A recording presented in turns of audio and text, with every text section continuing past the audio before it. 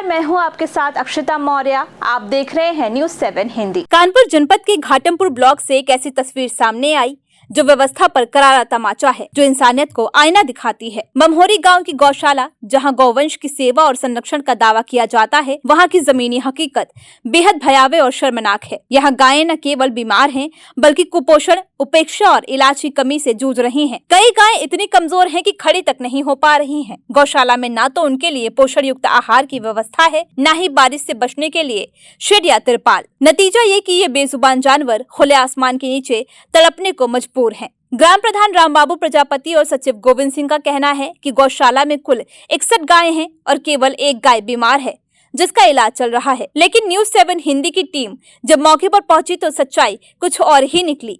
हमारी टीम ने पाया कि 4 गाय गंभीर रूप से बीमार हैं और कई अन्य गायें कुपोषण से बुरी तरह प्रभावित हैं। उनके शरीर की हड्डियां तक साफ झलक रही हैं।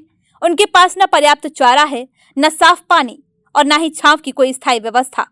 बारिश में कीचड़ और गंदगी से घिरे इस गौशाला परिसर में कहीं कोई डॉक्टर नहीं, न ही कोई स्थायी देखरेख की व्यवस्था नजर आई। इतना ही नहीं, जांच के दौरान ये भी साफ हुआ कि गौशाला की देखभाल में भारी लापरवाही बरती जा रही है। न तो गायों की नियमित जांच की जा रही है और न ही उनके स्वास्थ्य के लिए समय पर कोई उपचार दिया जा रहा है। बीमार गायें घंटों, कभी कभी दिनों तक तड़पती हैं और फिर चुपचाप दम तोड़ देती हैं। ये हालात किसी एक दिन के नहीं, बल्कि लंबे समय से जारी लापरवाही और उदासीनता का नतीजा है। अब सवाल यह है कि गौवंश की सुरक्षा के नाम पर मिलने वाली सरकारी योजनाएं, बजट और जिम्मेदार अधिकारी आखिर क्या कर रहे हैं? जब गौशाला में इस कदर बर्बादी और दुर्दशा का आलम है, तो जिम्मेदारी किसकी बनती है? क्या प्रशासन इन बेजुबानों की तकलीफ पर आंखें मूंद रहेगा? क्या केवल फाइलों और रिपोर्टों में ही गायों की सेवा होती रहेगी और जमीनी हकीकत यूं ही सरांध मारती रहेगी? न्यूज़ 7 हिंदी की ये पड़ताल सिर्फ एक गांव की कहानी नहीं, बल्कि एक बड़ा सवाल है। गाय के नाम पर राजनीति करने वालों के लिए, सिस्टम में बैठे अधिकारियों के लिए और हम सभी के लिए, जो इन बेजुबानों की पीड़ा देखकर भी चुप हैं। अब जरूरत है केवल दावों करने की नहीं,